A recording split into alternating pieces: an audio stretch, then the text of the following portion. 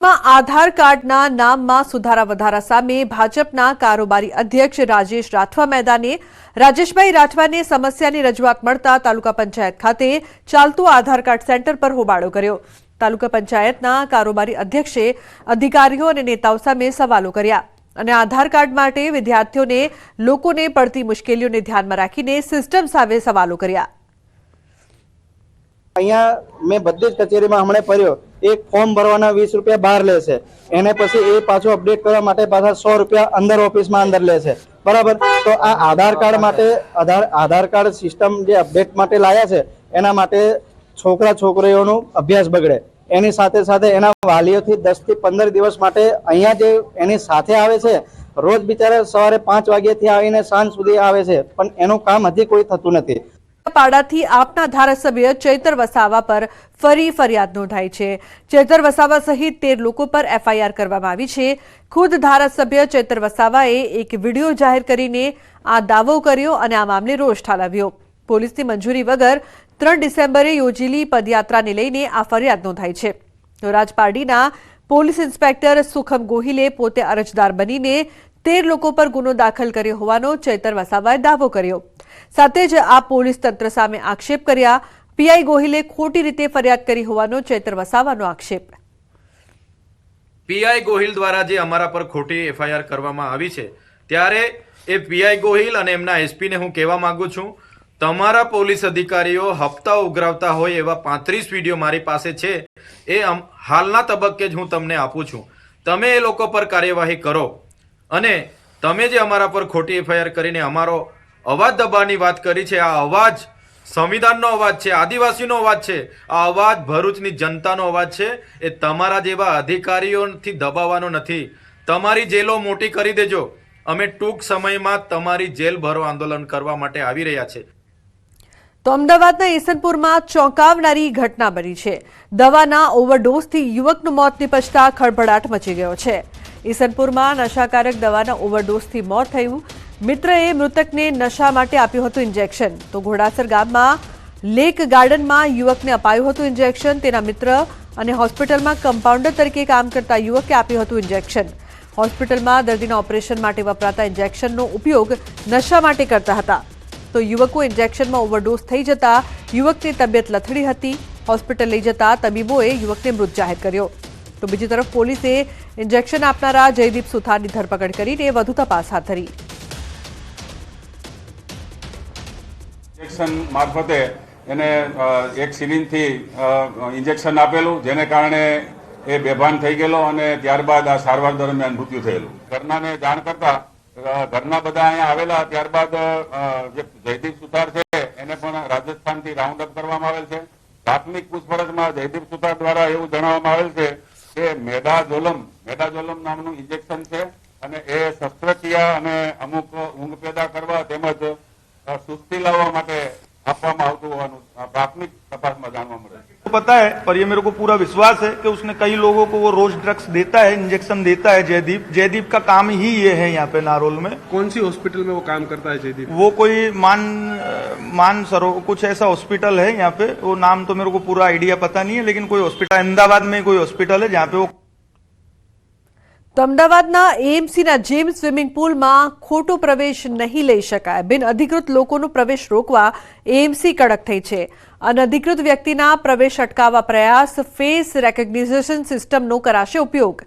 Gymnasium અને swimming પુલમાં કરાશે અમલ। કાયમી અમલ થાય એ પહેલા ટ્રાયલ રન નોંધાયેલા સભ્યોનો ડેટા સિસ્ટમમાં સ્ટોર કરાશે।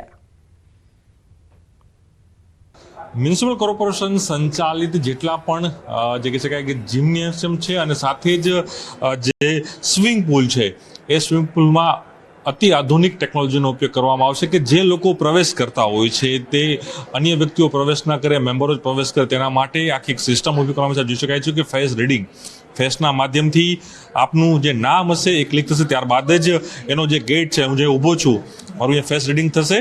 ફેસ રીડિંગ થયા બાદ જ આ જે કહી શકાય ગેટ છે તે ઓપન થશે ત્યારબાદ જ મારી એન્ટ્રી છે તે એ સ્વિમિંગ પુલ અને જિમ્નેશિયમમાં થવા જવાની છે। જોડાયા છે મારી સાથે પિયુષભાઈ કે આખી ટેકનોલોજી શું છે? પિયુષભાઈ, આખી આ ટેકનોલોજી શું છે ફેસ રીડિંગ માટેની, અને ખાસ કરીને આનાથી શું લાભ આપને આપણા જે લોકો જે આવી રહ્યા છે ખાસ કરીને ને કેવી રીતે મળવાનો છે? એટલે આપણે અમદાવાદ મ્યુનિસિપલ કોર્પોરેશન દ્વારા જેટલા સંચાલિત સ્વિમિંગ પુલ અને જિમ્નેશિયમ છે ત્યાં અત્યારે જે ફિઝિકલ કાર્ડથી એન્ટ્રી આપવામાં આવે છે તેના બદલે આપણે આ ફેશિયલ રેકોગ્નિશન બાયોમેટ્રિક શું છે એટલે શું સિસ્ટમ સમજાવો. આ એક કેવું છે કે ફોનના ટેબ્લેટ જેવું છે. આની અંદર તમારા ફેશિયલ બાયોમેટ્રિકનું એક વખત રજીસ્ટ્રેશન થાય, એમાં તમારા ફેશિયલ ફીચર્સ આની અંદર સ્કેન થાય, પ્લસ તમારું નામ, તમારો વેલિડિટી પીરિયડ જે તમારો છે જીમમાં ને કે સ્વિમિંગ પુલમાં મેમ્બરશીપનો, તે તમામ ડેટા એક વખત એન્ટર કર્યા બાદ એ તમારો ડેટા સ્ટોર થઈ જાય. એના પછી તમારે જ્યારે પણ ફરી આવો સ્વિમિંગ પુલમાં કે એમાં તો તમારે કોઈ ફિઝિકલ કાર્ડ કેરી કરવાની જરૂરત ના પડે. તમારો ડેટા આની અંદર સ્ટોર થઈ જાય. પછી તમે જ્યારે પણ ફરી આવો ત્યારે જેમ કે તમે જોઈ શકો છો એવી રીતે એમના ફેશિયલ રેકોગ્નિશન જે થાય તેના બેઝ પર તેઓને એન્ટ્રી પ્રવેશ આપણે આપી શકાય આપણા જિમ્નેશિયમ અને સ્વિમિંગ પુલમાં. અને બિનઅધિકૃત લોકો કોઈ પણ આવ્યા હોય તો તેમને આવતા આપણે અટકાવી શકાય. જોઈ શકો છો કે આખી એક મોબાઈલ ટાઈપની એક સ્ક્રીન છે. એ સ્ક્રીનની અંદર ફેસ રીડિંગ થશે, ફેસ રીડિંગ થશે આખું. ત્યારબાદ જ એ વ્યક્તિ મારું નામ છે તે અહીં આવી ગયું છે, ત્યારબાદ જ મને જે એન્ટ્રી છે અહીંથી મળશે. એટલે અનઅધિકૃત જે વ્યક્તિ કહી શકાય કે તે તેમાં પ્રવેશ ના કરી શકે, અને ટેકનોલોજીના માધ્યમથી જે મેમ્બર છે એ જ વ્યક્તિ છે તેમાં પ્રવેશ કરી શકે તે પ્રકારનો પ્રયાસ નગરપાલિકા અહીં કરવા જઈ રહી છે. કેમેરા પંકજ મકવાણા સાથે પ્રણવ પટેલ, ન્યૂઝ 18 અમદાવાદ. તો રાજકોટ જિલ્લાના ઉપલેટા શહેરમાં બાંગ્લાદેશમાં હિન્દુઓ પર થઈ રહેલા અત્યાચારના વિરોધમાં વિશાળ રેલી યોજાઈ.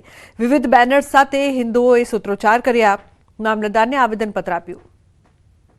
1971 ની અંદર જે મુક્તિવાહીનું ગઠન કરવામાં આવ્યું હતું એવી હિન્દુ મુક્તિવાહીનું ગઠન કરવામાં આવે, બાંગ્લાદેશના હિન્દુઓને બચાવવામાં આવે, બાંગ્લાદેશનો સંપૂર્ણ બહિષ્કાર કરવામાં આવે, બાંગ્લાદેશ સાથે ટોટલ વેપાર બંધ કરવામાં આવે. જો બાંગ્લાદેશ સાથે વેપાર બંધ થશે, બાંગ્લાદેશ આર્થિક રીતે ખતમ થશે. કે જે આ બાંગ્લાદેશની અંદર હિન્દુઓ પર અત્યાચાર થઈ રહ્યા છે, આ અત્યાચાર વિરોધમાં યુએન ની અંદર હિન્દુઓ તરફી અવાજ ઉપાડવામાં આવે. તો અમદાવાદમાં 22 ડિસેમ્બરે ક્ષત્રિય એકતા મહાસંમેલન યોજાશે, જેનું આમંત્રણ આપવા કરણી સેનાના અધ્યક્ષ રાજ શેખાવત ભરૂચ પહોંચ્યા. અલગ અલગ ક્ષેત્રના રાજપૂત સમાજના સભ્યોને આમંત્રિત કરવા કરણી સેનાના અધ્યક્ષ રાજ શેખાવતે અલગ અલગ વિસ્તારના અગ્રણીઓ સાથે મુલાકાત કરી. સાથે જ પત્રકાર પરિષદ યોજીને ભાજપ સરકાર પર પ્રહાર કર્યા. અમદાવાદમાં ઓઢવમાં અમારું સ્થળ છે. ઓઢવમાં કુજોડ ગામ છે, ખોડિયાર ફાર્મ છે, ત્યાં અમે આ આયોજન કરવા જઈ રહ્યા છીએ અને મોટી સંખ્યામાં આ આયોજનમાં ક્ષત્રિયો ભેગા થવાના છે. અને ભવિષ્યમાં આજે અમારી ઘોર ઉપેક્ષાઓ રાજનીતિક ક્ષેત્રમાં થઈ છે અને અમારા પર જેટલા પણ પ્રહારો થયા છે એ પ્રહારો રોકવા માટે, એ ભવિષ્યમાં ના થાય, એનું પુનરાવર્તન ના થાય એ ઉદ્દેશ. પાણીની પાઇપલાઇનમાં થયું છે ભંગાણ. બરવાડા તાલુકાના બેલા ગામે હજારો લીટર પાણીનો બગાડ થયો છે. બેલા ગામે પ્લોટ વિસ્તારમાં પાણીની પાઇપલાઇનમાં ભંગાણ થયું છે. છેલ્લા દોઢથી 2 કલાકથી વહી રહ્યું છે હજારો લીટર પાણી. 10 ફૂટથી ઊંચા પાણીના ધોધ વહી રહ્યા છે. બેલા ગામે પ્લોટ વિસ્તારમાં નદી વહેતી થઈ હોય તેવા દ્રશ્યો સામે આવ્યા છે. તો બોટાદમાં કેનાલમાં મસ મોટું ગાબડું પડ્યું છે. બરવાડાના કાપડિયાળી ગામ પાસે ગાબડું, નાવડા વલ્લભીપુર બ્રાન્ચ કેનાલમાં ગાબડું પડ્યું છે. કેનાલમાં પડ્યું છે 10 ફૂટથી વધારે મસ મોટું ગાબડું. તો કાપડિયાળી ઢાઢોદર ગામ વચ્ચે ગાબડું પડ્યું છે. 10 ફૂટ જેવડું મસમોટું ગાબડું પડતા લાખો લીટર પાણીનો વેડફાટ થયો છે. ઈડરમાં સ્થાનિકો થયા છે પરેશાન. તંત્રની બેદરકારીથી રોડ પર 3 કિલોમીટર દૂર સુધી ટ્રાફિક જામ સર્જાયો છે. રોડ વન વે કરાયા બાદ તંત્ર દ્વારા નિયમોનું પાલન ન કરાતું હોવાનો આક્ષેપ કરાયો.